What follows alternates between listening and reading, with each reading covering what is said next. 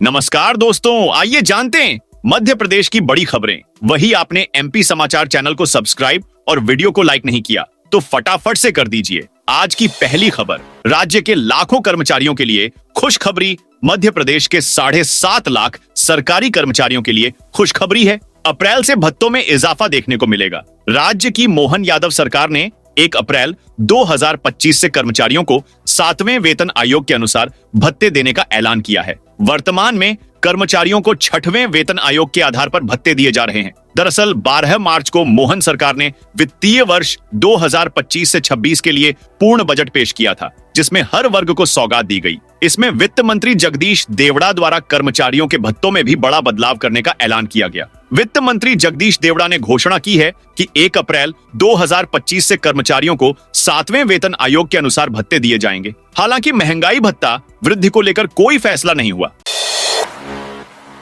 इन जगहों पर बनाई रील्स तो होगी कार्रवाई। मध्य प्रदेश के गुना जिले में ऐतिहासिक इमारतों, रेलवे स्टेशन, बस स्टैंड, सरकारी कार्यालयों और अन्य सार्वजनिक स्थलों पर बिना अनुमति के शूटिंग, वीडियो, रील और फोटोग्राफी करने पर तत्काल प्रभाव से प्रतिबंध लगा दिया गया है। कलेक्टर किशोर कुमार कन्याल ने इस संबंध में प्रतिबंधात्मक आदेश जारी किए हैं, जो 13 मार्च से 12 मई तक प्रभावी रहेंगे। कलेक्टर द्वारा जारी आदेश में कहा गया है कि हाल ही में जिले के ऐतिहासिक और सार्वजनिक स्थलों पर कुछ व्यक्तियों और संस्थाओं द्वारा बिना पूर्व अनुमति के वीडियोग्राफी और शूटिंग की जा रही थी। यह गतिविधियां न तो इन इमारतों के ऐतिहासिक महत्व से जुड़ी होती हैं और न ही उनके सौंदर्यीकरण से, बल्कि कुछ लोग सस्ती लोकप्रियता पाने के लिए अमर्यादित आचरण वाली फोटोग्राफी और रील बनाकर सोशल मीडिया पर प्रसारित कर रहे थे, जिससे सार्वजनिक सुरक्षा पर भी खतरा उत्पन्न हो सकता है। 10वीं 12वीं की आंसर शीट का औसत मूल्यांकन करने पर होगी कार्रवाई। माध्यमिक शिक्षा मंडल की ओर से 10वीं और 12वीं बोर्ड परीक्षा के लिए मूल्यांकन कार्य प्रारंभ कर दिया गया है। इस बार मूल्यांकनकर्ताओं को भी प्रशिक्षण दिया गया है। अब 3 स्तरों पर मूल्यांकन होगा। इसमें मुख्य परीक्षक, उप मुख्य परीक्षक और परीक्षक शामिल हैं। इस संबंध में भी दिशा निर्देश जारी किए गए हैं। अगर किसी विद्यार्थी ने एक ही प्रश्न के उत्तर को कई बार लिखा है तो परीक्षक अपने विवेक से एक ही उत्तर का मूल्यांकन करेंगे और एक ही उत्तर के अंक गणना में लिए जाएंगे। साथ ही परीक्षक के उत्तर पुस्तिका जांचने के बाद उप मुख्य परीक्षक पुनः परीक्षण करेंगे कि कहीं कोई त्रुटि तो नहीं है।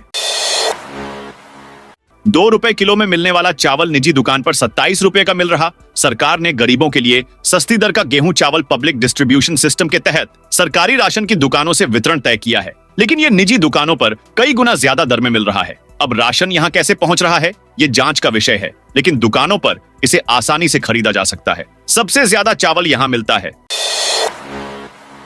एमपी में लाडली बहना योजना की राशि बढ़ाने पर सीएम मोहन यादव का बड़ा बयान। मध्य प्रदेश में लाडली बहना योजना की राशि को लेकर सीएम मोहन यादव का बड़ा बयान सामने आया है। मध्य प्रदेश विधानसभा की कार्यवाही के बाद सीएम मोहन यादव ने प्रेस कॉन्फ्रेंस की। इस दौरान प्रदेश वासियों को होली की बधाई देते हुए सीएम मोहन यादव ने लाडली बहना योजना की राशि को बढ़ाए जाने को लेकर भी बड़ी बात कही। इस दौरान सीएम ने कांग्रेस पर हमला भी बोला। मध्य प्रदेश में हर महीने लाडली बहन योजना के तहत प्रदेश की 1,27,00,000 लाडली बहनों के खाते में 1,250 रुपए सरकार की ओर से ट्रांसफर किए जाते हैं। लाडली बहना योजना मध्य प्रदेश सरकार की महत्वाकांक्षी योजना है। प्रदेश सरकार ने साल 2025 से 26 के बजट में लाडली बहना योजना के लिए 18,669 करोड़ का प्रावधान किया है। बुधवार को बजट भाषण में वित्त मंत्री जगदीश देवड़ा ने लाडली बहना योजना को अटल पेंशन योजना से जोड़े जाने की भी बात कही थी।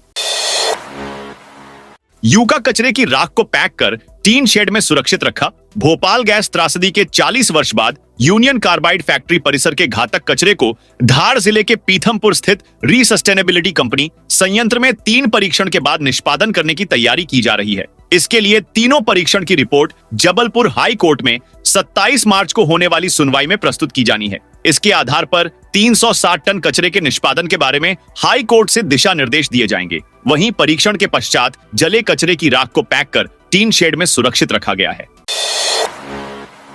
एमपी में होगी 8,500 पुलिस कर्मियों की भर्ती। एमपी के मुख्यमंत्री डॉक्टर मोहन यादव ने कहा कि प्रदेश में 8,500 से ज्यादा पुलिस कांस्टेबल और सब इंस्पेक्टर की नई भर्तियां जल्द निकाली जाएंगी। हम सभी विभागों में भी भर्तियां लगातार निकाल रहे हैं। सरकार ने इससे पहले 6,000 से अधिक पुलिस कर्मियों की भर्ती की है। मुख्यमंत्री ने कहा कि हर जिले में पुलिस बैंड की फिर स्थापना होगी। इसके लिए पदों का भी सृजन किया है। पुलिस बैंड पुलिस का गर्व और गौरव है। जो अपनी प्रस्तुति से 26 जनवरी और 15 अगस्त के कार्यक्रमों को गरिमा प्रदान करता है। दरअसल शनिवार को उज्जैन पुलिस लाइन में होली मिलन समारोह था, जिसमें मुख्यमंत्री मोहन यादव भी शामिल हुए। कार्यक्रम की शुरुआत में टीआई और एसआई स्तर के अधिकारियों ने फिल्मी गानों और भजनों पर डांस किया।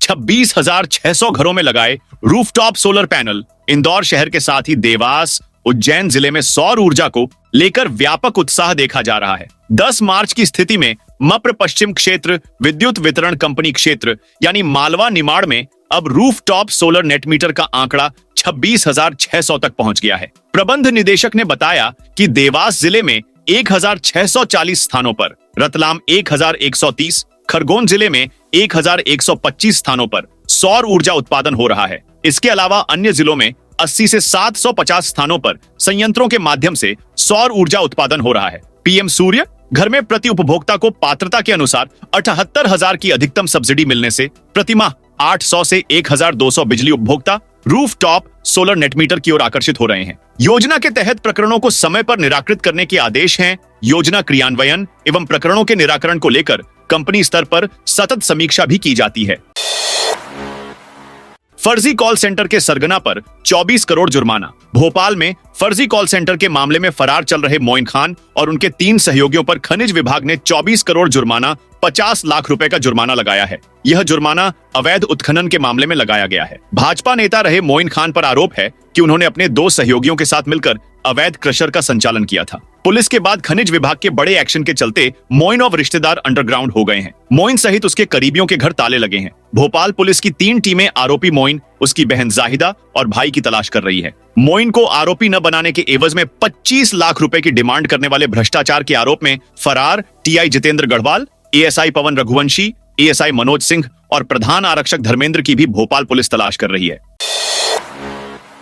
भोपाल में नई गाइडलाइन का फिर विरोध। राजधानी भोपाल की 1,283 लोकेशन पर एवरेज 18% तक कलेक्टर गाइडलाइन दरें बढ़ाने का प्रस्ताव है। 19 मार्च की शाम तक दावे आपत्ति लिए जाएंगे और 1 अप्रैल से प्रॉपर्टी की नई गाइडलाइन लागू हो जाएगी। इससे पहले विरोध भी शुरू हो गया है। क्रेडाई सदस्यों का कहना है कि बिना मास्टर प्लान के लैंड यूज में बदलाव हो रहा है। वहीं सांसद आलोक शर्मा ने कहा कि सारे जनप्रतिनिधियों की मीटिंग हो। सांसद शर्मा नवंबर 24 में भी साल की दूसरी गाइडलाइन का विरोध कर चुके हैं। तब कई लोकेशन ऐसी थी जहां 200% तक वृद्धि प्रस्तावित थी। इस पर वे डिप्टी सीएम जगदीश देवड़ा से भी मिले थे। इसके बाद भोपाल की गाइडलाइन होल्ड कर दी गई थी। अब फिर से नई गाइडलाइन प्रस्तावित की गई है, जिसका विरोध भी होने लगा है। मध्य प्रदेश में 16 से 17 मार्च को दिन रात के पारे में 2 से 3 डिग्री की गिरावट होगी, जबकि 18-19 मार्च को जबलपुर, नर्मदापुरम, इंदौर, भोपाल, शहडोल और ग्वालियर संभाग में कहीं कहीं हल्की बारिश होने की संभावना है। खासकर 19 मार्च को पूर्वी हिस्सा भीगेगा। प्रदेश के कई शहरों में दिन का तापमान 39 डिग्री के पार पहुंच चुका है। रातें भी गर्म हैं। हालांकि पिछले 3 दिन से प्रदेश के कुछ शहरों में मौसम बदला हुआ है। कहीं हल्की बारिश हो रही है तो कहीं तेज गर्मी है। लेकिन अगले 2 दिन में पूरे प्रदेश में तापमान में गिरावट होगी। मौसम वैज्ञानिक वीएस यादव ने बताया कि अभी राजस्थान के ऊपर एक साइक्लोनिक सर्कुलेशन सिस्टम एक्टिव है। इस वजह से शनिवार को झाबुआ, रतलाम, भिंड, मुरैना, पन्ना, छतरपुर और टीकमगढ़ में कहीं बादल छाए तो कहीं बूंदाबांदी हुई। यह सिस्टम लौट जाएगा, जिससे 2 दिन तक पारे में गिरावट होगी। लेकिन 18-19 मार्च को फिर से नया सिस्टम एक्टिव होगा जो बारिश करा सकता है। मऊगंज की घटना पर सीएम सख्त। मध्य प्रदेश के मऊगंज जिले में शनिवार को 2 गुटों में हो रहे विवाद को रोकने पहुंची पुलिस पर हमला हो गया था। इसमें एक एएसआई की मौत हो गई। सीएम डॉक्टर मोहन यादव ने इस घटना पर दुख जताया और हमलावरों पर सख्त से सख्त कार्रवाई के निर्देश दिए हैं। उधर डीजीपी कैलाश मकवाना आज घटनास्थल पर पहुंचेंगे। इनके साथ एडीजी इंटेलिजेंस भी रहेंगे। सीएम डॉक्टर मोहन यादव ने एक्स हैंडल पर लिखा, मऊगंज जिले में शाहपुर थाना क्षेत्र के गड़रा गांव में 2 गुटों के आपसी विवाद की सूचना पर पहुंचे तहसीलदार, थाना प्रभारी सहित पुलिस की टीम पर हुए दुर्भाग्यपूर्ण हमले में हमारी पुलिस के एक एएसआई रामचरण गौतम की जवाबी कार्रवाई में दुखद मृत्यु हुई है। अप्रैल से प्रॉपर्टी गाइडलाइन में औसत 26% की बढ़ोतरी। प्रॉपर्टी की कलेक्टर गाइडलाइन साल 2025-26 के लिए लगभग तय हो गई है। जिले में 26% की औसत वृद्धि गाइडलाइन की दरों में होगी। पहले की 5,000 लोकेशन को संपदा 2.0 सॉफ्टवेयर के हिसाब से बदलते हुए अब कुल 4,680 लोकेशन के लिए गाइडलाइन तय की गई है। भी इनमें 3,226 लोकेशन, एरिया, कॉलोनियों के लिए बढ़ोतरी प्रस्तावित की गई है। सबसे ज्यादा 150 से 170% तक की बढ़ोतरी Budhaniya, Bisnawada, Nipaniya, Arjun Badod, Dharnawad, Dakachiya, Jhalariya, outer ring road में शामिल गांव, 79 गांवों की जमीन और इंदौर खंडवा रोड के गांवों में यह बढ़ोतरी की गई है। दैनिक भास्कर ने इसका खुलासा पहले ही कर दिया था। दोस्तों, यह थी मध्य प्रदेश की दिन भर की ताजा और बड़ी खबरें।